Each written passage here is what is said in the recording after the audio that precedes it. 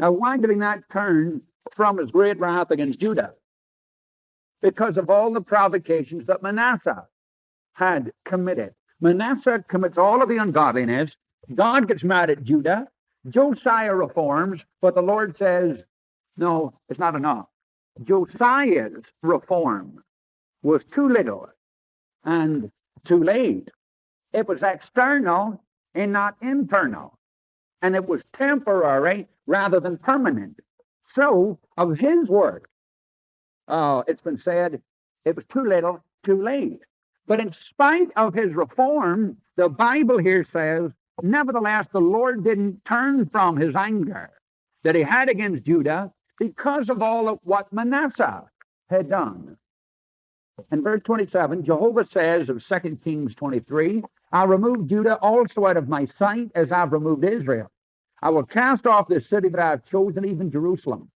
Now then, what does 26 and 27 tell us? That the Lord was going to take them off into captivity for what Manasseh had done. But now he gets him in captivity. He gets him into captivity, and then he brings him back out again. In 2 Kings, chapter, it's no good. It's 2 Chronicles I want. 2 Kings doesn't record his repentance. 2 Chronicles, chapter 33, and verse 9. Manasseh seduced, 2 Chronicles 33, 9. Manasseh seduced Judah, and they all did wickedly. Verse 10, Jehovah spake to Manasseh, he gave no heed. Verse 11, wherefore Jehovah brought them, the captains of the host of the kings of Assyria, who took Manasseh in chains and carried him to Babylon. Now that's called Babylon right there. It's Assyrian captivity. It's not a Babylonian captivity. It's an Assyrian captivity. I hadn't noticed that before when I read it. But you remember in the book of Ezra, the Assyrian kings are called Babylonians. They covered the same area. The area, there's the Tigris and there's the Euphrates. The area that was dominated by Assyria included Babylon in their heyday. And of course, then the Assyrians were the kings of Babylon. They covered and ruled Babylon. Here, I didn't notice this in the text, so it took me by surprise. They carried them to Babylon, but it's Assyrian captivity, okay? Now, what happened then? When he was in Assyrian captivity in Babylon, then he was in distress. He besought Jehovah his God, humbled himself greatly. 13, he prayed. He was entreated of the Lord, and the Lord brought him back again to Jerusalem. Then Manasseh knew that Jehovah, he was God. So what have you got then? The Assyrians come, not Babylonians. The Assyrians come. They took off Manasseh into captivity. He's in captivity. He repents, and he goes back home. Now, in Ezekiel 18, the people believe then that Manasseh was responsible for their captivity. And they protest this. And 2 Kings 23 looks like it supports their notion, you see. And what was even worse, they're in captivity and they're not going home. Manasseh, who started the whole thing, he went into captivity and repented, and what happened? He gets back home. This is the background of Ezekiel 18. There are two major lessons from Ezekiel 18. Here they are. Environment is not omnipotent. Environment is not omnipotent. And number two, habit is not omnipotent. You can be in a godly environment and you can lose all the benefit of it. You can rebel against it. You can be in an ungodly environment and become a righteous man. Furthermore, you can live an ungodly life and turn from it. Or you can live a godly life and turn from it. The background of Ezekiel 18 is Manasseh, the Judean who went off into Assyrian captivity. The background to it is him provoking them resultingly coming to captivity and staying there. Then his repenting and his captivity and getting home, and the people still staying in captivity. So what's the proverb that's going to rhyme? The fathers have eaten sour grapes, the children's teeth have sat on eggs. Here we are, Ezekiel 18. The word of the Lord comes and says, what about this proverb? And that's a proverb. The fathers eat in sour grapes, children see the setting edge. 3, I'm going to put a stop to that. I'm going to put a stop to that. All souls are mine. As the soul of the Father, so also the soul of the Son is mine. The soul of sin going to die. I care for everybody's soul. I hold nobody responsible for his fathers. I care for the boy. I care for the father. I care for everybody. I rule everybody. I rule everybody and I care for everybody. Therefore, everybody will be dealt with individually. Now, what he's about to say is not new. In Deuteronomy 24 and verse 16, Deuteronomy 24 and verse 16, the Lord said, the father's not to die for the iniquity of the son, and the son's not to die for the iniquity of the father. That's Deuteronomy 24:16. And that was always the doctrine of God. So what you're reading in Ezekiel 18 is nothing new. Yes, but what about Achan and his children dying with him? If his children were guilty, they were punished for their guilt. If they weren't guilty, they simply suffered with their father. They never were punished for their father's iniquity. Nobody was ever punished for his father's iniquity. Nobody. Nobody was ever punished for his son's iniquity. Now, many a son has had to suffer because of the father's iniquity. Many a father has suffered because of the son's iniquity, but nobody was ever punished for somebody else's iniquity. Now, that's the Bible. And when you read fellows like H.L. Ellison and Blackwood, millennial or Calvinists, they'll say chapter 18 is difficult. It is difficult if you're a Calvinist, you see. All right. He said, I'm going to put a stop to this. Verse 5 and following. If a man be just, and verses 6 through 8 describe the marks of his justice. If a man be just, verse 9, if he has walked in my statutes, kept mine ordinances, he'll surely live. What he said in 6 through 9? A just man will live. He doesn't just mean physically, you understand. For many, a just man died out physically. No, he means he'll live in favor with me.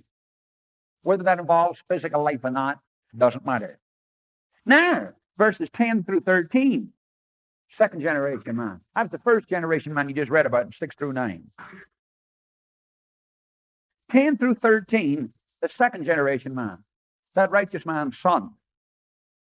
If that righteous man, verse 10, if he begets a son, and it describes him in 10 through 13 as an ungodly wretch, he, the last of verse 13, he shall surely die.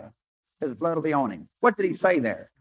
He said, if a righteous man lives righteously, of course, he lives. If the righteous man in 10 through 13 has a son who's a villain, the son will die. Now then, 14 through 18, the third generation. Verse 14, now lo, if that's the ungodly man, if the ungodly man has a son who sees his father's sins and won't go his father's way, but lives righteously, what will happen to him? He will be blessed in his righteousness. So what have you got? You've got the first man. Man 1. He's righteous. He lives. His son, man 2, ungodly. He dies. Third generation, he's godly. He lives. God doesn't hold that father responsible for his son's iniquity, unless the father, of course, would be contributory. You understand that? But he doesn't hold the first man responsible for his son. And then he says, an ungodly man, if he has a son who turns out to be godly, he not hold that godly son responsible for what his father did. Each one is judged on his own merit. Merit's a bad word. But anyway, he's talking about conduct. Each one is judged in the light of his own conduct. So, what do you learn from this? You learn that you can live in an ungodly environment and still be a righteous man. You learn that you can live in a righteous environment and still be an ungodly man. Now, I think at this point it's well worth your while saying this. A good godly man can have an ungodly son. You mark that down. A good godly woman can have an ungodly son. That's the Bible says that right here. It says it right here. I know it said, train up a child in the way that he'll go, and one is old enough to part therefrom. That's a general rule. But there are many, many, many notable exceptions to this. Many. Train up a child in the way that he should go, and when he's old enough to depart therefrom. It's not an ironclad rule. I know that's not right, that it's an ironclad rule. Here the Bible says this all around. Read it. Read the description. He's a good, godly man. He's not a rebel before God. He's not a rebel with his children. He's a righteous man. So he must make an attempt to bring his boy up, you see. But here's the boy turns out to be ungodly. And then here's an ungodly father. Here's a boy turns out to be godly. Now, I know that you can have a perfect father, a flawless father, and turn out wicked. I know you can. For Adam had a flawless father and turned out to be wicked. So case closed. I know that's right. But I don't only know it's right because the Bible says so, and that would be enough. I know men personally whose children are breaking their hearts. Now, I can make a mistake in raising my boy. I can. I know I can. I'm making them. But a kid's responsible for his own conduct in the final analysis. He's responsible for himself. Even if his father was ungodly, he's still responsible for himself. You see. So, you can have a godly parent, and you can have an ungodly son. We're being told a righteous man will live. His ungodly son will die, and his godly son will live. The last of verse 18. His father, because he cruelly oppressed, robbed his brother, and did that which was not good among his people. Behold, he'll die in his iniquity. But the son that was just described, he lived. Environment's not omnipotent. You can live in a godly home and be ungodly. You can live in an ungodly home and be godly. You've seen it all over the Bible. Joel's two sons, Samuel's two sons, Joel and Abijah, what were they? Brigands. David was a man after God's own heart. Now, he made mistakes, mark you. But I know he made mistakes. But God still said he was a man after my own heart. What happened to his children? Well, just take a look at Absalom. Just take a look at the other fellow Ammon. Well, take a look at a truckload of them. You say, well, he wasn't a good man. Don't tell me he wasn't a good man. The Bible says he was a good man. Yeah, but he made mistakes. I know he made mistakes. Do you know anybody who didn't? So, you can have ungodly children. 19. But you say, are you sure the son doesn't bear the iniquity of the father?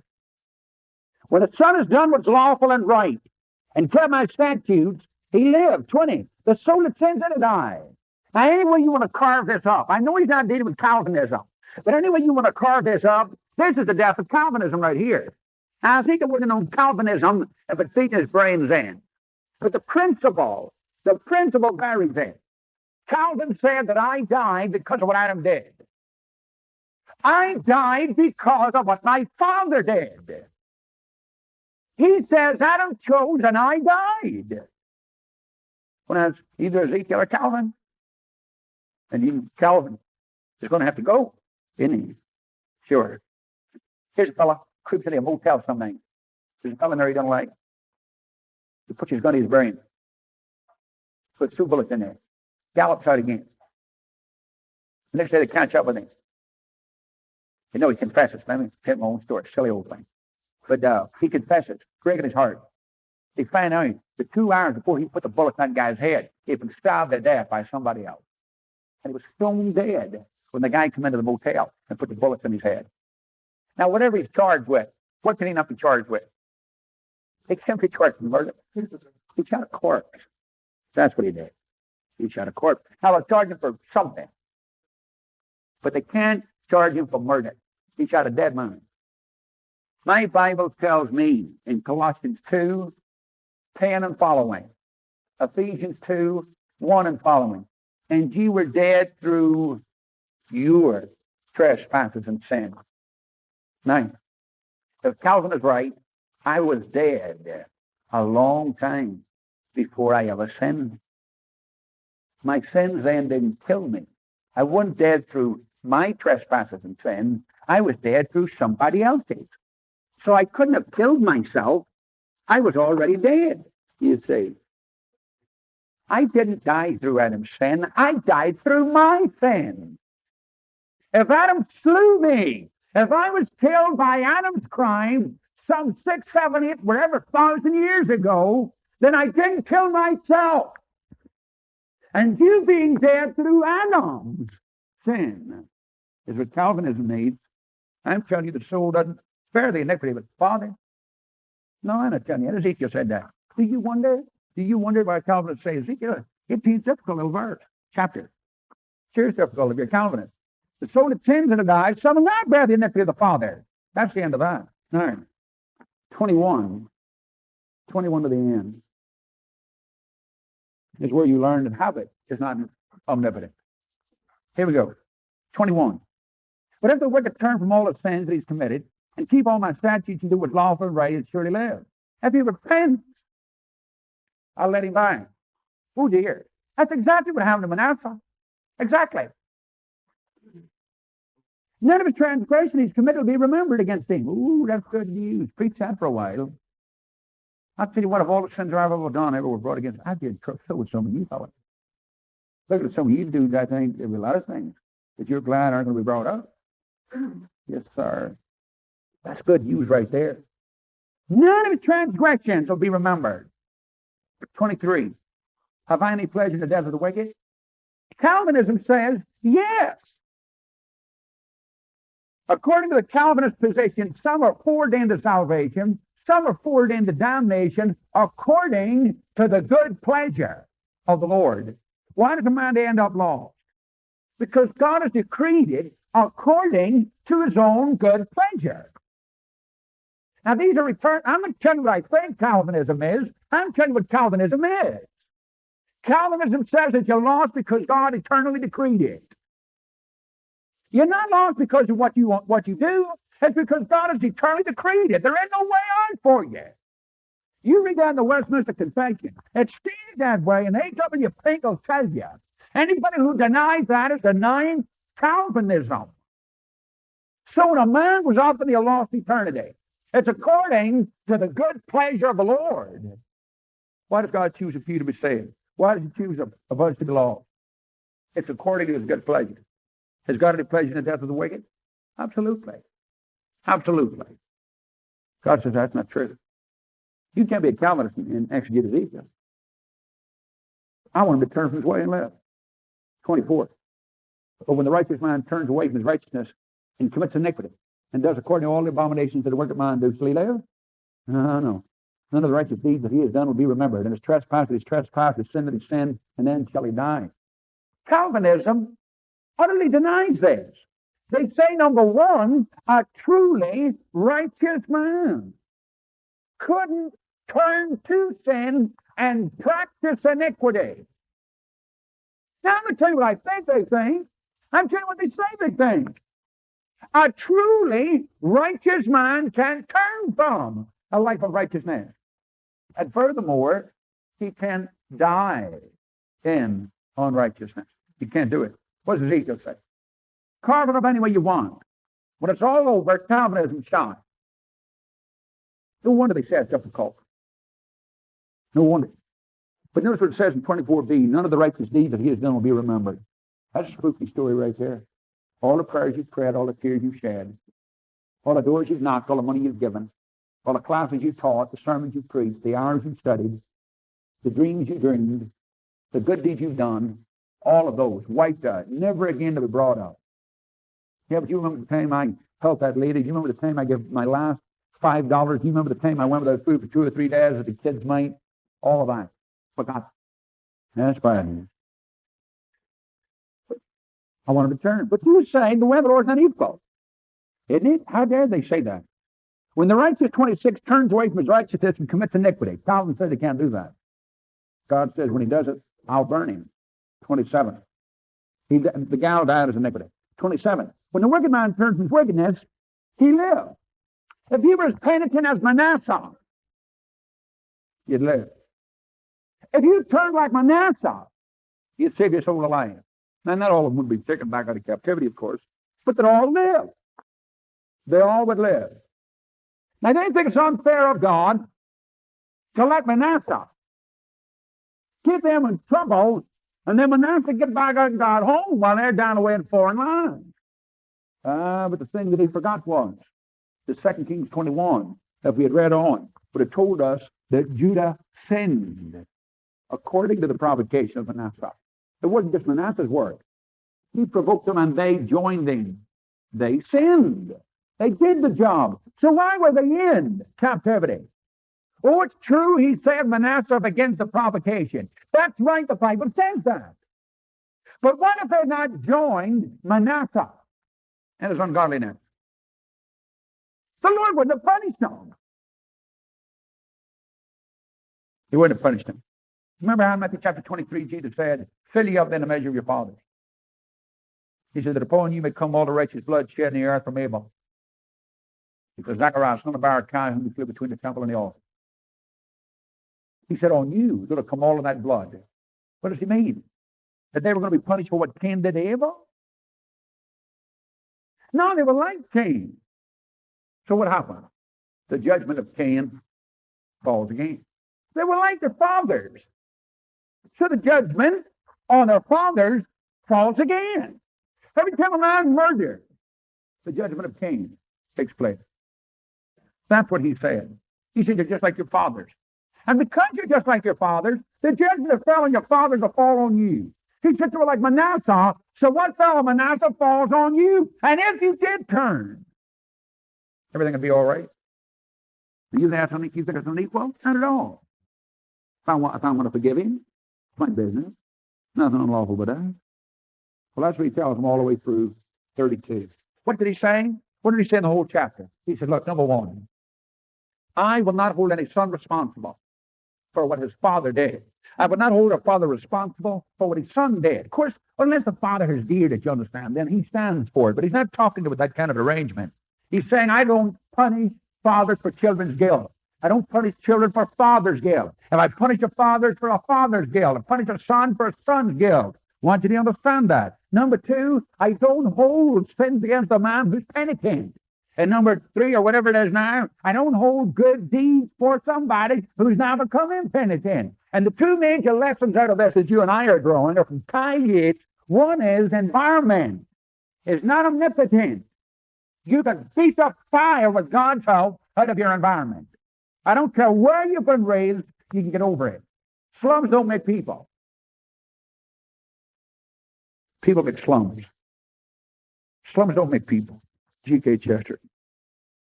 Number two, habit is not omnipotent. I don't care what you've been doing. I don't care what you've been involved in. The Bible says you can turn away from your wickedness. But you can also turn away from good. A lot of fellows, when the assemblies all alike, sang songs all alike, prayed prayers all alike, preached sermons, turn away from it. Somebody said they weren't really converted. Don't tell me that. The Bible says, but when the righteous turns away from his righteousness. I didn't call him righteous. The Lord did.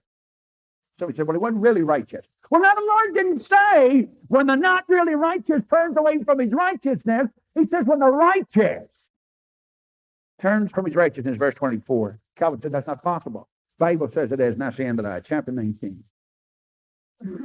Chapter 19, 1 through 9. Parable of the lions. It's straightforward as can be. The mother in the parable is either Judah as a whole or the royal family in particular.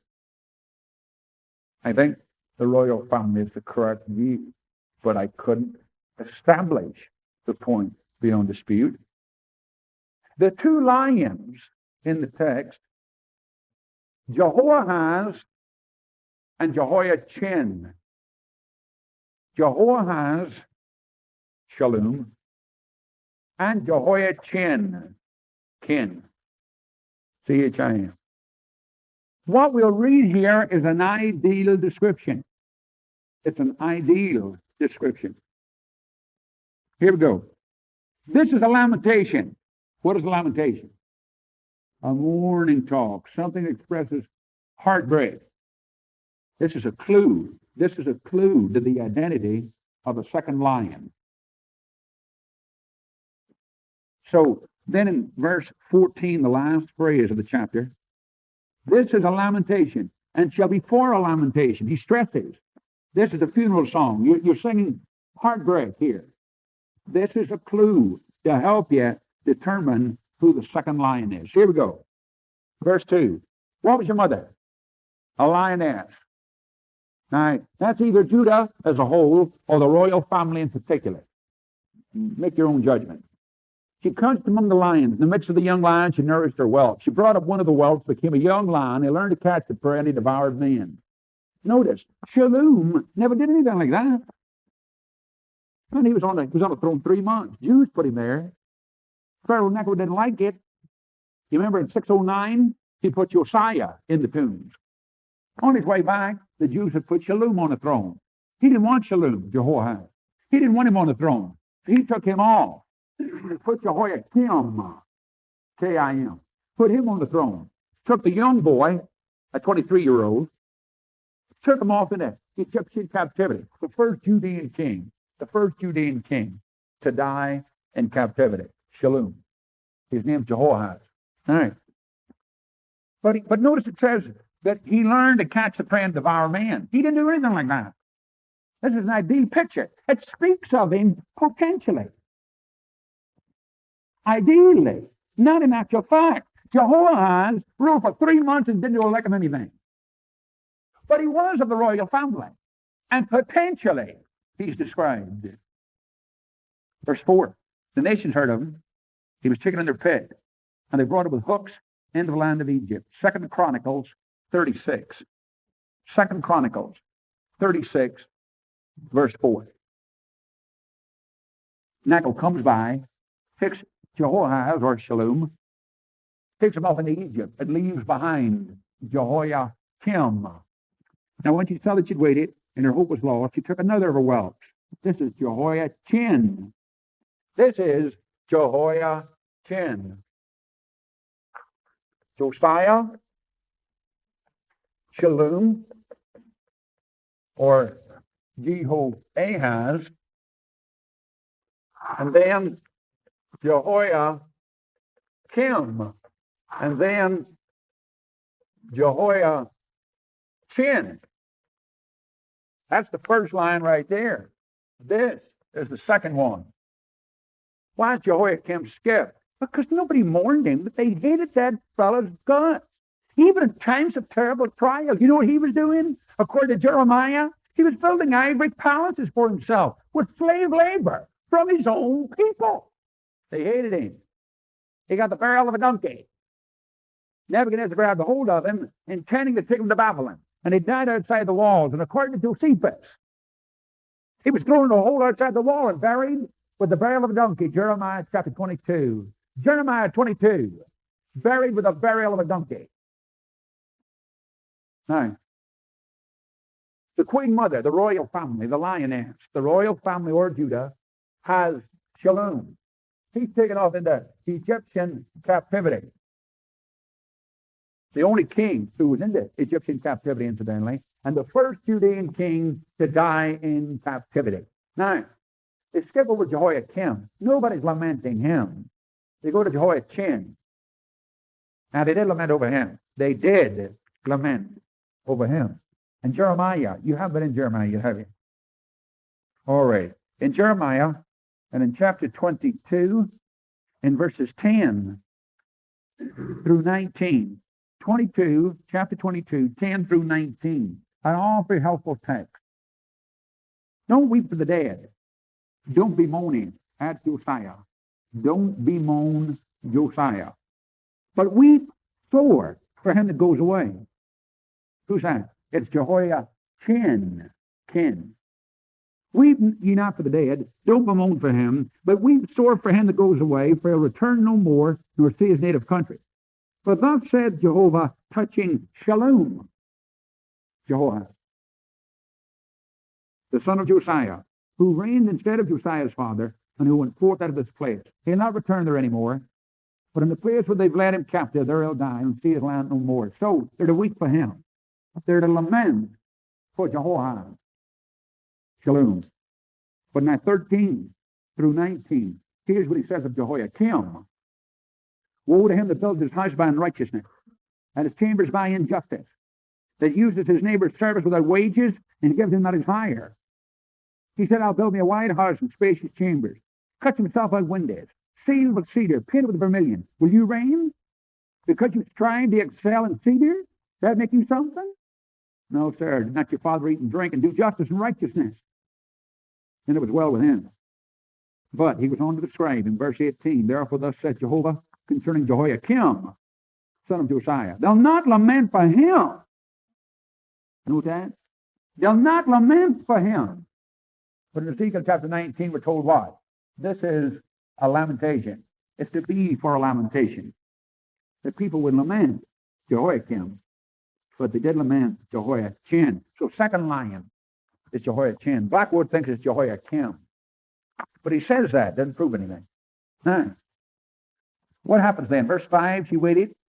He's got another one. That's Jehoiachin. He went up and down among the lions, became a young lion, learned to catch the prey and devoured man. He didn't do anything like that either. He didn't do anything like that either.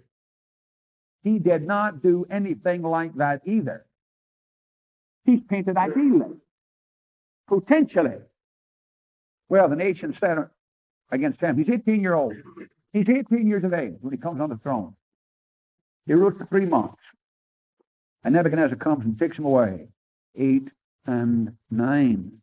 And the last phrase of 9 says, they brought him into the strongholds, that his voice should no more be heard on the mountains of Israel. Sad thing. Jehoiachin dies in Babylonian captivity. But you remember who raised up his head out of captivity, out of the prison house? Abel-Merodach. That's 1 through 9. Straightforward, isn't it? All right, 10 through 14. The parable of the vine. It's the same thing, essentially. What is the vine? Either Judah or the royal house. What are the branches of the vine? They are scepters that stand for the rulers. And what the prophet will say is, you brought forth some great rulers in your day, but it's all dried up now. The royal line is in captivity. And he said, I want you to understand that it's fire out of the rods, the scepters. It's fire out of the scepters that burns up the family and the nation. What's he saying then? What's he saying? It's the rulers who are what? Yeah, the rulers are killing the people. That's the way it has always been. So what's he saying about Zedekiah then? Who's he trusting? Now what were they doing? They were trusting on the man of David's family. They said, as long as we have one of David's men on the throne, everything's all right. The man who was on the throne at this time was Zedekiah. The Lord said, don't you trust in Zedekiah, for it's a fire out of the rods that devours the thing. Same thing. Same thing. Your mother was like a vine in your blood. That's just like you. Planted by the waters, fruitful and full of branches. 11. It had strong rods or branches for the scepters of them that bear rule. And its stature was exalted among the thick boughs. Well, look at it. David, Solomon, maybe, Jehoshaphat, Uzziah, fellows like that, Asa, tremendously strong rulers, good men, a lot of them, produced a lot of them. Their stature was exalted among the thick boughs, seen in their height and the multitude of the branches, but it was plucked up in fury. The royal family was, or Judah. It was cast to the ground. The east wind dried up its fruit. Its strong rods were broken off and withered. A fire consumed them. And now it's planted in the wilderness. That's where the rulers are right now, in Babylon. What about the fellow that rules over in Jerusalem? 14. And fire is gone out of the rods of its branches. It has devoured its fruit, so that there is in it no strong rod to be a scepter to rule. What you telling about Zedekiah? Don't trust him. He's useless. He's useless. Chapter 20 is a resume of history, very like chapter 16. So we'll deal with it only with a couple of verses. Chapter 20 is a resume of history, just like chapter 16. The first 32 verses bring them out of Egypt to the borders of Canaan. The first 32 bring them out of Egypt to the borders of Canaan. Then 33 through 44. 33 through 44 brings them right up in Canaan and under the present. That's through 44. 45 and following really are connected with chapter 21. Now, what will chapter 20 say? It'll say that constantly, though I chose you and blessed you, I want you to know you've been ungodly. You are ungodly, and it looks to me like you're going to continue to be ungodly. All he is saying throughout the chapter is, you have been ungodly, you now are ungodly, and it looks to me that's the way you're going to keep on going. In chapter 20 and verse 1, our elders come to inquire. In verse 3, Son of man, speak to the elders. Say this, is it to inquire of me that you come? As I live, I won't be inquired of by you. And then he says to Ezekiel, will you judge him, son of man? Will you judge him? Cause them to know the abominations of their fathers. He's telling them about their past history. He said, when I got you in Egypt, you were lousy. When I got you out in the wilderness, you were lousy. When I brought you to the borders of Israel, you were lousy. And you can think of all kinds of illustrations of that. Right at the borders of the promised land, they started doing all the things they did with those Moabite people, with Balaam's advice. And that's what he does all the way through there. And what he constantly reiterates is in verse 11, he gave them statutes, showed them ordinances, which if a man do, he will live in them. Then in 13, he says the same thing, the B part, in the middle of the verse, rather, which if a man keep, he will live in them. Then in verse 20, he said, I want you to know that I am Jehovah. In 21, I've given you statutes, and if you do them, you live in them. Now, all along, he's saying, I give you a good law. I give you good advice and give you good rules and laws to live by. And if you live by them, everything would have been all right. But you didn't. So, 25, I gave them statutes that were not good and ordinances wherein they should not live. What did he let them do? He let them go along with a foreign nation ungodliness then. That's what he did. In 26, he polluted them with their own gifts that they might know he was Jehovah. So that's what he says to them all along. So hard-hearted were they. So hard-hearted. When they went to their high places in verse 28, when they were going to their high places, they offer up sacrifices. The Lord in 29 says, what meaneth the high places whereunto ye go? So they called the name of the place Bamah unto this day. He said, how come you're going to all those high places? And they said, that's a good name for our shrines. High places. And he called them Bamah from that day forth, stressing their utter ungodliness. The Lord assures them that he will be their king one way or another. Verse 33. In 35, he says, I'm going to bring you into the wilderness of the peoples, and I'll enter into judgment with you face to face, just the way I did with your fathers in the wilderness of Egypt. He said, I'm going to rescue you from your captivity. I'm going to redeem you one of these days. But I'm going to judge you. I'm going to judge between the rebels and the good guys, just like I did in the ancient days. Now, he's not going to literally bring them into another wilderness. But he says, I'm going to judge between you, rebels and the good guys. 37, I will cause you to pass under the rod. When a shepherd brought home his sheep at night, when he was getting them through the door one by one, he'd cause them to pass under the rod. When they got to the door, he'd block them with a rod, you see, and he'd check them for wounds or stuff like that, and also to make sure that that sheep belonged to him. A lot of other guys' sheep around, you see. So he caused them to pass under the rod, to check them for wounds, and to check to make sure they were head. He said, I'm going to cause you to pass under the rod, and 38, I'll purge out from among you those that aren't mine, the rebels. And then, that's what he goes on to say through 44. Now, so it's very general. Well, that'll take us through 44. And what have you got in chapter 20? A historical survey. With what in mind? to show to them. They've always been ungodly. They've never been any different. And they're ungodly now. They were ungodly in Egypt. Somebody said, well, you can't blame them. They were in Egyptian captivity. Yeah, but then they got them free.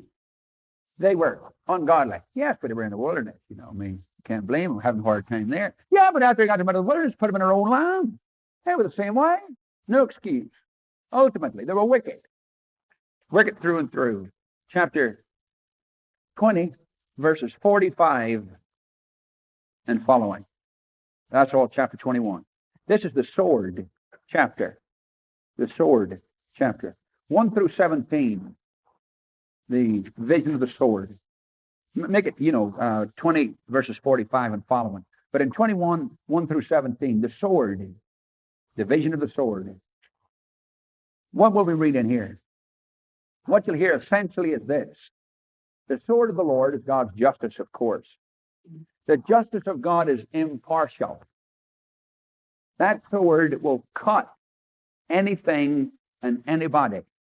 God's man or the man who's not God's, a foreigner or a homegrown dude. That's what we'll hear about the sword. But to introduce it, in 46 of chapter 20, set your face toward the south. Now that's a little bit nebulous, you say. The Negev. Maybe that's not Judah at all. Sometimes it's used in the prophets, speaking of Egypt. Is he talking against Egypt? No, he's not.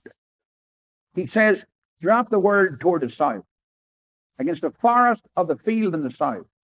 Tell them the forest is going to get burned. I'll kindle fire, 47b. It'll devour every green tree. And it'll quench everything from south to north. 48. All flesh will see it. It'll not be quenched. There's an unquenchable fire. Then I said, Lord Jehovah, they say of me, is he not a speaker of parables? He said, Lord, what on earth do you mean? These people are already saying about me. You know they were. These people are already saying to me, every time that fellow talks, it's parables or something else. He's always doing these little acts ahead. He didn't understand it. He wants God to explain to him. So God starts again. He says to him in verse 2, set your face toward Jerusalem. Oh, well, that'll get the job done. Southern kingdom is what he's talking about. Set your face toward the south, the land of Israel. Tell them I'm against you, and I'll draw forth my sword from its sheath. I'll cut off you the righteous and the wicked. And seeing that I'll do that, the B part of 4, therefore my sword shall go forth out of its sheath against all flesh, from the south to the north. That's what he said up in 47. See, all faces from the south to the north will be burned. It was a vision of a fire there. Here now it's a vision of a sword. Everybody's going to get it. The whole land from the south to the north is going to be desolated. All of it. Now the northern kingdom has already been gone, as you know. But everything is going to be desolated. Verse 5, all flesh will know that I've done it. And then I'll put my sword back in the sheath. Verse 5. So he tells them in 6, act upset about it. Sigh with the breaking of your loins. Do it in front of them before their eyes. And in 7, when they say, what are you doing? Why are you doing this? You tell them because of the tidings where it comes, and every heart will melt. Then 8 and following, he begins the sword picture proper. Verse 9, say this, a sword sharpened and furbished, polished. It's sharpened what for? For show? No, that it may make a slaughter. Now you've seen those Wilkinson sword heads, you know, those two swords that clang together in a commercial. Well, those two swords couldn't cut butter. They're not intended to do anything else. They're ornamental jobbies. But this sword wasn't ornamental. It wasn't been polished just for show. It was polished for slaughter. And it is polished that it may be as lightning. Shall we then make mirth? You think we ought to treat this thing lightly? Not at all. Now the footnote, the ASV footnote ought to be followed here. It, the sword, condemns the rod of my son as every tree. The footnote in the ASV needs followed. What does the NAS say in the last phrase of 10? The rod of my son, what? Why didn't it make sense he did? The sword is the issue. The sword is the issue. Shall we then make mirth? It, the sword, condemns the rod of my son like every other tree. That is, God will whip the fire out of Zedekiah just as sure as you whip it at anybody else. See, these Jews don't believe this. They think because we are God's people, nothing will happen to us. The Lord said, let me tell you, my sword will hack a fire to my people just as surely as anybody else. Yes, that's right. Verse 12, cry and wail, son of man, for it is upon my people. More than that, it is upon all the princes of Israel. They are delivered over to the sword. That's the remarkable state, you see, that his own people and his own princes are given over to the sword. His sword doesn't care who you are. If you need to get the hammer, you get it. 13, for there's a trial. The footnote needs followed again. What if the sword condemn even the rod? What if the sword condemn even the rod? That is the rod of his own people. What about it? What about it? You therefore, son of man, 14, prophesy and smite your hands together. Let the sword be doubled. The third time, the sword of the deadly wounded. The sword that is given to slave princes. You see, the sword of the deadly wounded. People who are slain. People who are killed with it receive a deadly wound. Now, let the sword be doubled. He slashes here. Then he goes to another spot, and he slashes there. And he goes to another spot, and he slashes a third time. Read Moffat in this, and he really brings it home graphically. And the sword will hit him 3 times. What sword will hit him 3 times? It's the sword of the deadly wounded, 14b. It's the sword of the deadly, that's the sword of the great one that is deadly wounded, which enters into their chambers. The same sword that slays the princes is the same sword that slays the people. It searches them out, and the princes and the people alike. The sword that smites the great one, that is the great one with the deadly wound. Who's the great one with the deadly wound? Verse 25. And thou, O deadly wounded wicked one, the prince of Israel. The great one who receives the deadly wound by the sword is the prince. That same sword, it is the sword of the great one that is deadly wounded that enters into their chambers. It's the same sword that slays the prince, that slays the people. The people might blame the kings. Yeah, but they're responsible for their own guilt. The princes will get it, but so will the people. So, that's what he says through verse 17. So it's the sword of God's justice. It's impartial. Then 18 through 27. Here's the sign of the signpost. What will we read here? Here's what we'll read. The prophet will get a signpost. He'll go to a fork in the road. He'll take a lump of wood and he'll write on it, Rabbah. And he'll hammer that onto the post. And then he'll take another piece and he'll write on it, Jerusalem. And he'll hammer that on the post. And he'll set it up, at a fork. And one arm will point to Jerusalem, and the other arm will point to Rabbah, the chief city of Ammon. And why is he doing this? The false prophets in Jerusalem are saying, Nebuchadnezzar's not coming for us. He's coming against Rabbah and Ammon, you see. First of all, they said he wasn't coming. But then when they hear the word, he's on the march. The false prophets are saying, he's not coming for us. He's coming for Rabbah. But the prophet will make it clear he's not coming to Rabbah. He's coming to Jerusalem. And then what will the false prophet do? They'll say, oh, good.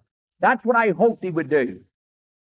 That's what I hoped he would do. We want him to come because between us, Jerusalem the fortified, he'll mention there, between the fortifications of Jerusalem and the help of Egypt, they're once and for all going to beat the brains out of Babylon. What they said in the first place was he hasn't come in. In the second place, when they hear he's coming in that direction, they say he's not coming to us. Then when the prophet says, yes, he is coming to us, what do the false prophets say? Well, that's what we were hoping. That's what we were hoping. Here's what the false prophets in Jerusalem say. The Babylonian false prophets have lied to Nebuchadnezzar, bringing him into our trap.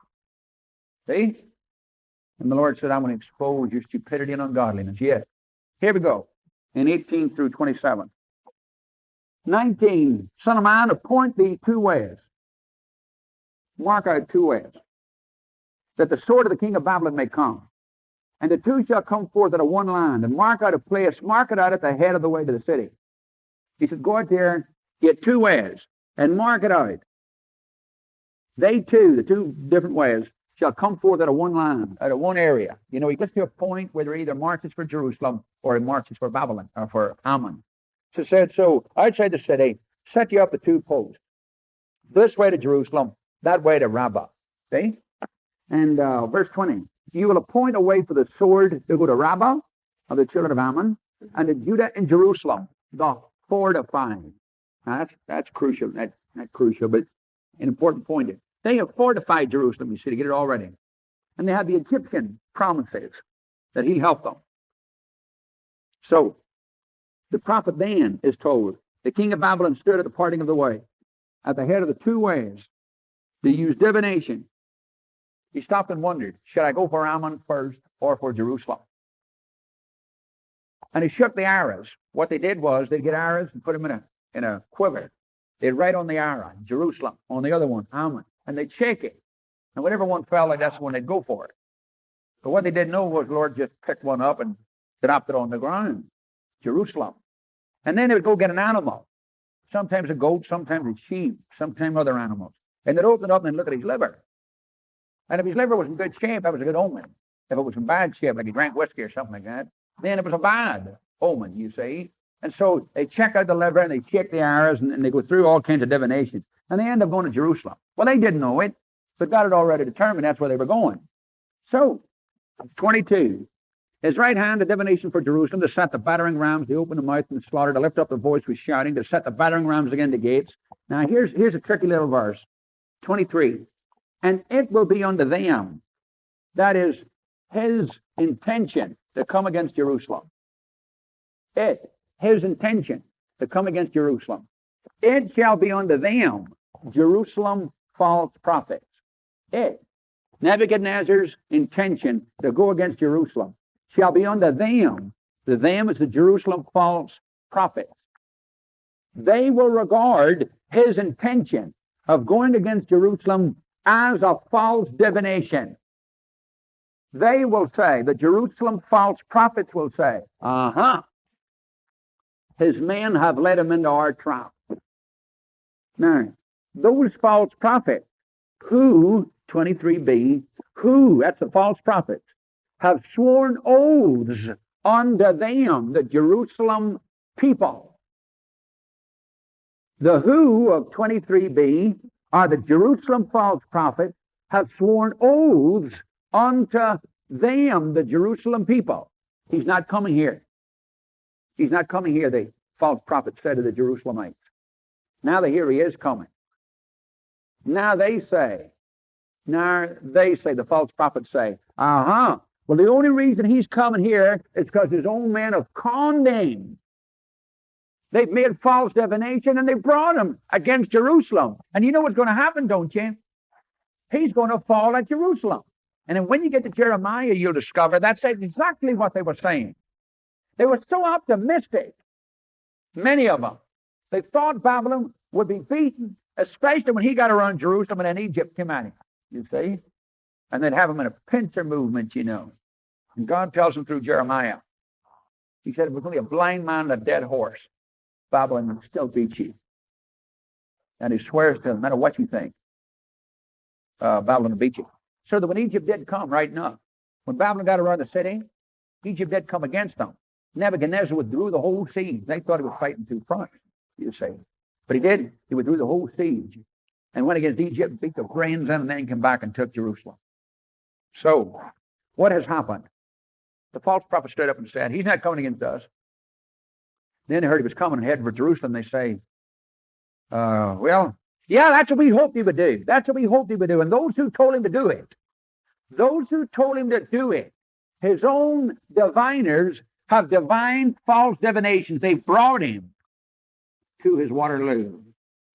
Now, they said that because they had already sworn to the Jerusalem people how it would go, made them promises. But the Lord, 23 and last phrase, will bring iniquity to remembrance, that they may be taken. 24. He said, you've made your iniquity be remembered. Your transgressions are all uncovered. You're going to be taken. 25. And you, O deadly wounded wicked one, the Prince of Israel, as Zedekiah, whose day has come, in the time of the iniquity of the end, God's going to pull an end. And Zedekiah's iniquity just happened to be the iniquity of the end. Manasseh's iniquity was iniquity, of course, but it wasn't the iniquity of the end. It's not when God poured a judgment on him. All right. So, 26, remove the mitre and take off the crown. The mitre there is not a crown as the King James gives it. It's the high priestly bonnet. And remove the crown. There's the kingly headgear. What's being spoken of here in 26 then? There's going to be the disruption of the priesthood and the rulership. And it'll never be the same. It'll never be the same until Jesus comes. He said, take off the mitre. He's going to end the priestly functions. Take off the crown. He's going to overthrow the king.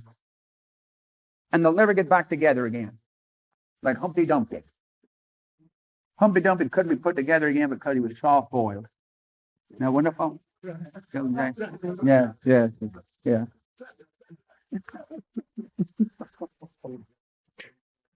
All right, yeah. Yeah, diadem's not the right. Oh, just right. Mitre is the best. It's a bonnet. It's a high priestly bonnet. I can't give you the word for it, no. The Hebrew word, no. I don't know any Hebrew. All right, now turban's the point. But now, even for turban, there are different words behind that. This is the word that's used. The word in the Hebrew here is the word that's used of, characteristically. That's his business. In fact, according to Patrick Fairbairn, that's the only way it's used. Now, there are different words for headgear, different words for turban. The one in here rendered mitre is not the kingly bonnet, not the kingly turban. They wore kind of turbans as well, you see. It's not a kingly turban. It's the high priestly bonnet. It was given a specialized name, and that's the word right here. Now, what's happening? What's the Lord predicting? The utter overthrow of the royal line and the dissolution of the priesthood. It'll never get back to its rightful state until he come whose right it is. And I'll give it to him. Genesis chapter 49, verse 10 is brought to mind here. The scepter will not depart from Judah, nor the lawgiver from between his feet until Shiloh come. And unto him shall the gathering of the peoples be. Gatherings of the people be.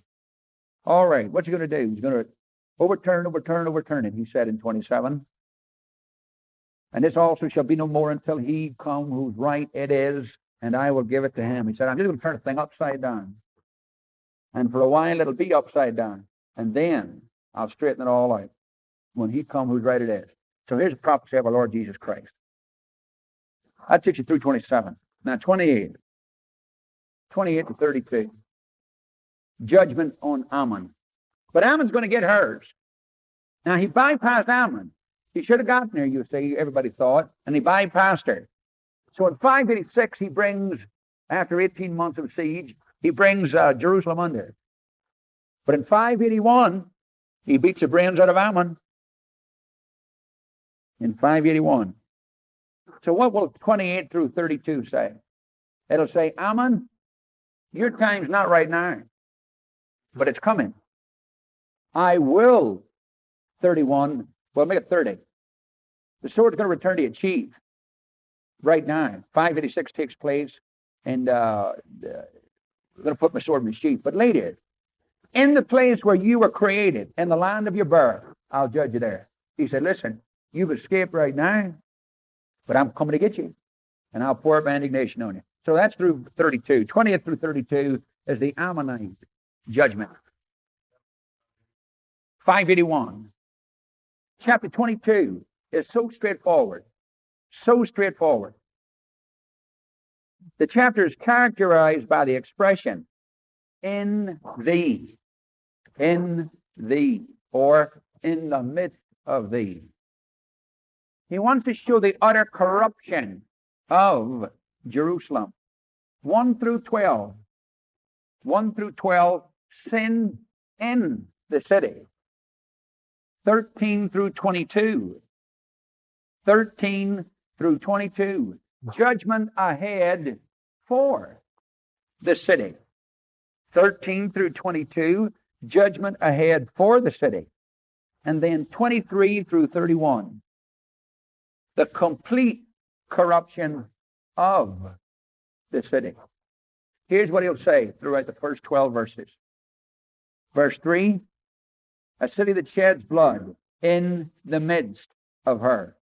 Verse 7, in thee they've set light by father. Last of 7, in thee they've wronged the fatherless. 9, slanderous men have been in thee to shed blood, and in thee they've eaten on the mountains. In the midst of thee they've committed lewdness. Verse 10, in thee they've uncovered her father's nakedness. In thee they've humbled her. 11, last phrase, and another in thee has humbled his sister. 12, in thee they've taken bribes. So, there you go. He's constantly indicting Jerusalem. Of all the cities in the world where there shouldn't have been a home for iniquity, Jerusalem's it. Now then, in 13 through 22, he tells them what's ahead of them. Judgment. Behold, 13, my hand is smitten at your dishonest gain and the blood that's been shed in the midst of you. Can your heart endure, or your hands be strong in the days that I'll deal with you? 15, I'm going to scatter you. 16, you'll be profaned in yourself. 18, he said, they're like dross, and all of them are brass and tin in a furnace. Verse 20, well, he carries on the figure then, of a fellow using a furnace and blowing the thing and the scum coming to the top and wiping away the scum. He said, that's what you are. 21, I'll gather you and blow upon you with the fire of my wrath, and you'll be melted in the midst thereof. As the silver's melted in the midst of the furnace, so you'll be melted in the midst thereof, and you'll know that I, Jehovah, have done it. Then in 23 through 31, the complete corruption of the city. In verse 25, there's a conspiracy of her prophets. In verse 26, her priests have done violence. In verse 20, I said priests. I meant to say priest. Did I say priest? All right. Her prophets in 25. 26, her priests. 27, her princes. And 29, the people at large. 25, the prophet. 26, the priest. 27, the princes. 29, the people. They're all in it together. And then verse 30, a staggering verse. And I sought for a man among them that should build up the wall and stand in the gap before me for the land, that I should not destroy it. But I didn't find a one. The picture in the text is that he wanted somebody, the wall is breached. He wanted somebody to stand in the gap as God approached, lumbering toward the city to destroy it. And he wanted that man to say to him, yeah, you maybe take the city, but you'll take it over my dead body. You see. He wanted somebody in the figure. He wanted somebody to oppose him by righteousness, of course. He wanted somebody to oppose him and to keep the city from being destroyed, but there wasn't anybody there. Now, that's not literally true, of course. There were righteous men there. Jeremiah and Baruch are only two of them to mention two. But what is he saying? There wasn't enough righteousness there. And how does he say it? There wasn't even one, you see. Here's the searching God. I sought for a man. Here's the scarce man. I couldn't find one. Here's the inevitable doom. I poured out my indignation. And there's the self-destruction. I'll bring their own way upon their heads. That's chapter 22. Now, chapter 23 is a straightforward chapter. It really is straightforward, just like chapter 22. It's about two ugly sisters, like Cinderella. The names are Aholah and Aholibah, verse 4. The last of verse 4, Samaria is Aholah, and Jerusalem is Aholibah. Now remember that Samaria has already gone. She's been gone now for about 140 years. She has been gone about 140 years. And so why does he bring them in again? To show the justice of what he did to her. And what does he say in chapter 23? Here's what he says in 23. Here's what he says in 23. They're two ugly sisters. They were staggeringly ungodly. And I had to pick the fire out of both of them. Aholah was really bad. But Aholibah was even worse. That is because she had seen what happened to her sister and wouldn't pay any attention, you see. And that's what he says. That's the whole chapter. But in the process of it, he speaks awfully bluntly. You wouldn't want to read it in mixed company, in an assembly, especially the modern speech version. He's awfully blunt in the matter. And read that on your own. I was speaking in Belgium once, and I was on Ezekiel. I said, I won't read chapter 23. A lot of women here. And it's not good for mixed company. Man, you want to see everybody going for their Bibles, you know. Yeah, really. But anyway, in truth now, there's not even a difficult verse in there. I'm saying that maybe in my ignorance, and I don't know any better. But in my ignorance, I'm saying there's not even a difficult verse, and it's all plain and ordinary. He says, everybody you saw, you ran after him. And you did all kinds of ungodly stuff. And you set you up brothels. And you stood out at the city, acting the prostitute in the most graphic fashion. And you urged everybody to come and lie with you. And that's what he says all the way through here. All the way through. He tells them that he'll expose them in the sight of all the women. And she'll be judged with the judgment of an adulteress. 45. So, that's the whole chapter. 23. Brother, I don't know, but my footnote says her tent, and my tent is in her. There may be, and I don't know yet. Why don't you pursue that if you get a moment, and if you come up with something worthwhile, give it to us. All right. So that's 23. 24. Chapter 24. 24, 1 through 14. The sign of the cauldron. 24, 1 through 14. The sign of the cauldron. Now, the sign of the cauldron is a straightforward. It's really straightforward, but there is a couple of expressions in there that are awkward. But there's nothing hard to understand. They're just some awkward expressions in here. What's the picture? The picture is of a cauldron. He divides up an animal, puts the water in there, you see. It's a rusty old job, nothing clean about it. It's gummy and rusty and everything else. And he gets the animal and he hacks it up and puts the bigger and the best pieces in the pot. See? Then he takes the smaller pieces, bones and all, and he builds a fire under her, and he puts the smaller bones in along with the wood. He wants everything burned, you see. And he burns the whole thing. And he lets it boil and boil and boil, and then he pulls out the choice pieces out of the pot, like a man starving, you know. You know how when you're not too hungry, you pick around in a pot and see the best piece of chicken you want or whatever you say. But he acts like a ravenous man. And he just dives in there, you know, and pulls it out and eats it and gorges up on it, you see. And then when he's got all that out, he keeps on boiling and boiling and boiling and boils the stuff away, burns all the bones underneath. Then the pot, he'll turn it upside down. See him turn it upside down and burning it on the fire. You see, the cauldron represents the city. The meat inside it represents the people. And maybe the nobles, a lot of them. The pieces inside of the people, the pot is the city. And the only thing that will cure this people, he said, is not just a judgment on the people, but a judgment on the city. It goes along within chapters what? 9 and 10. 9 the people were judged, 10 the city was judged. So here we go in chapter 24, 1 through 14. Son of man, verse 2, write the name of the day. That's the 10th day of the 10th month. It's the year 588. It's the year 588. That selfsame day, verse 2, the king of Babylon drew close to Jerusalem. 2 Kings 25, 1 and following. 2 Kings 25, 1 and following. And Jeremiah 39, verse 1, names the same day. And it says that was the day. Jeremiah 39, 1, 2 Kings 25, 1. Both named the same day as Ezekiel. Now remember, Ezekiel is over in Babylon, and Nebuchadnezzar is now over at Judah. But he knows exactly the day when the king of Babylon begins his siege. And he says to the prophet, the Lord does, write the name of this day. That's the day the king of Babylon leaned upon, my footnote says, leaned upon Jerusalem. Oh, that's just right, isn't it? We use the expression today, lean on him a little, you know. And that's exactly the point. Lean on him a little. And then out of this parable, verse 3b, set on a cauldron, pour water into it, gather the pieces into it, every good piece, the thigh and the shoulder, fill it with the choice bones. When he says the choice bones, he means with the meat along with it, of course.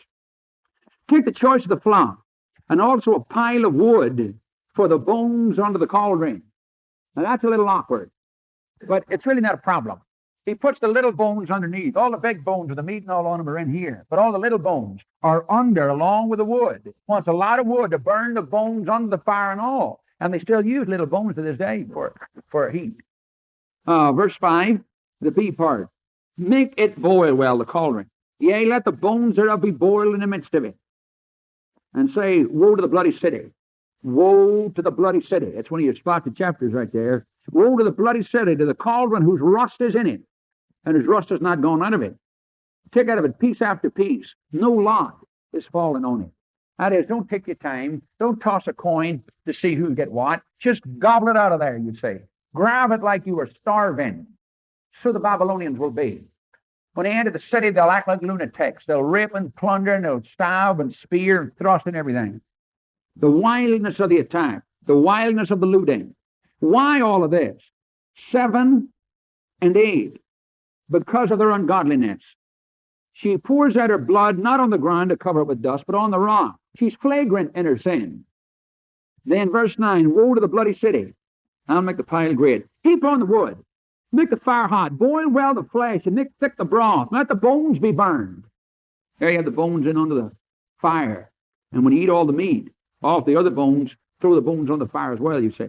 Burn everything. Then 11, set it on the coals empty, that it may be hot, and the brass thereof may burn, that the filthiness of it may be molten in it, that the rust of it may be consumed. She has wearied herself with toil, yet her great rust goes not forth out of her. Nothing she ever did her any good. She went through her little rituals. She fasted. She offered up human sacrifices to other gods. She did all kinds of ungodly things, and even now and again, she did what God said she was to do, but never did it with the right heart, of course. All of her deeds still left her in trouble, still left her a filthy city, no matter what she did. Did she offer up bullocks and bulls and goats and all that? Well, okay, but it didn't do her any good. You remember what Micah says in chapter 6? The fellow with sarcasm says, well, what does he want? 10,000 rivers of oil? Does he want me to burn my own kids for my sin? What does he want? And the prophet said, sure, he told you what he wants. He wants you to do this, that, and the other, the good thing. So they worked hard at it, but they never were clean. They were religious, but it never helped them. They were religious in right ways, and they were religious in the right outward deeds. But it didn't get the job done. And the last phrase of 12 says, her rust goeth not forth by fire. I don't think that's right. I think we ought to read the footnote. Her rust is in the fire. In fact, it's fire that will burn it out of her, you see. That's what he's been saying all along. Put it on the fire will burn it out of her. So when it says her rust goes not forth by fire, I think we ought to be reading, her rust is in the fire. That's the thing that really does get the job done, this terrible judgment that's fallen on her. In your lewdness, your filthiness and your lewdness, because I have cleansed you, and you were not cleansed, you'll not be cleansed from your filthiness anymore till I've caused my wrath towards you to rest. He said, you've worked hard on it, and I've worked hard on you, and you've never been cleansed. He said, you'll not be cleansed until I burn you.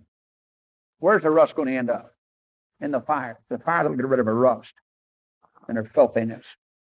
That's what he says in 14. I won't spare. I won't repent.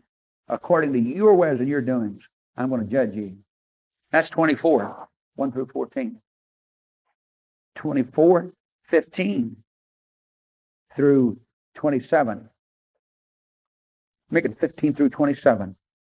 The sign of Ezekiel's wife. Well, we heard about Ezekiel's wife the other day, and we're helpfully exhorting in regard to the matter. Here's fourth dimensional service right here. Now, there are a lot of things that I would have said if I'd have been him. Now, why should my wife have to die to be a sign to these people, ungodly as they are? But that's what it was. What will we read in here? Here's what we'll read. We'll read about his wife dying like that. The Lord telling him, I'm going to take your wife. Now, she will stand for the city of Jerusalem, its temple, and all the people connected with it over in Palestine. She will stand for all that the Jews delight in. She'll stand for all that the Jews delight in, the temple and everything connected with it. Ezekiel is told not to cry, not to mourn over it. What he's to be doing is saying, it's the Lord's will, it's got to be right, I will not complain about it. And the people are asked to do the same thing. When the news comes that the temple is gone, that the siege has taken place and the city has fallen, they are to accept it as the will of God and not to complain about it. They're to say they must have deserved it. The Lord is right in doing it. There's the whole point of it. It's straightforward enough. So here we go. 15. Where the Lord comes. 16. Son of man, I'll take away the desire of your eyes with a stroke. Oh, I like what our brother said. She wasn't going on vacation. She wasn't going away for a holiday. She wasn't going to the hospital. She wasn't going to visit her mother or anything like that. She was going to the tomb. Now, it was a sudden stroke. It was a severe stroke. It was an irreparable stroke. And it was a crushing to silence stroke. It was a sudden one. Tomorrow morning, he said, or tonight, your wife's going. Sudden. Severe. He didn't give him a headache. Didn't break his leg. Tore his heart out and stomped on it, what he did. So it was severe. And it was irreparable. Couldn't be repaired. Couldn't get her back. You know, the wife was into the hospital and gets back. Oh, you're pleased. Oh, you put her in the coffin. Put her in the ground. There's something final about that tomb in there. But thank God for Jesus, of course. But there's something final about that tomb in this world. I don't like the creaking of that gate up at those graveyards. The day that the gates don't creak, you know. They'll keep them all nice and well oiled, you know. But just the same. You can hear the creak even when it's not there. No. Now, there's no indication that she's lost. No indication at all. There's no indication that she's ungodly in any way.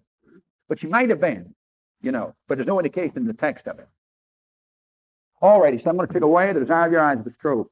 I don't want you to mourn, don't want you to weep, don't want your tears to run down. Sigh, but not aloud. Ooh, that speaks volumes to me.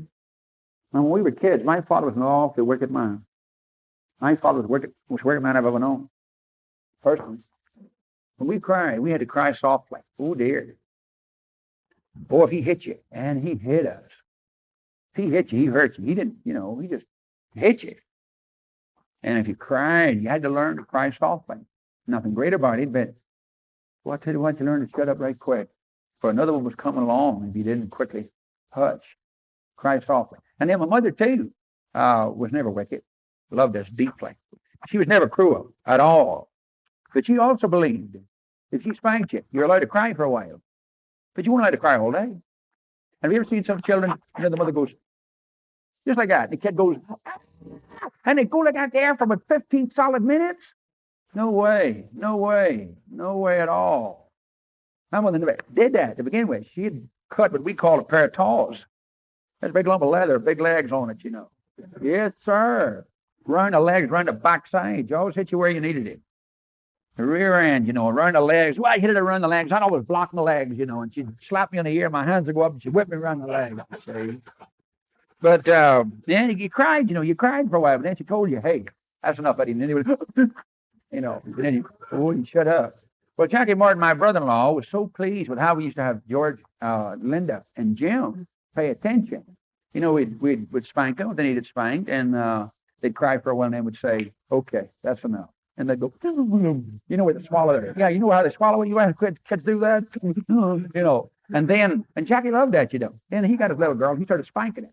And he'd let her cry for about 5 seconds. And then he'd say, hush up, you know. And then he'd whack her again, you know, and she'd cry some more and give her about 3 more seconds. And he'd say, hush up, you know. Had to talk to him one day. He said, well, you don't let yours cry long. I said, don't let him cry long. But let him cry for dear's sake. Man, that kid was crying all day trying to stop. All right. Well, he said, cry, but don't do it alone. Don't do it alone. Don't make any mourning for the dead. Put your headgear on you. Put your shoes on your feet. All of that indicates they went barefooted and bareheaded and all that, but they were mourning. And covering up your lips. Put a veil on. And that told people, putting the veil on his face, told people, leave me alone. Let me be private right now, you see. And it still does in a lot of areas of the world.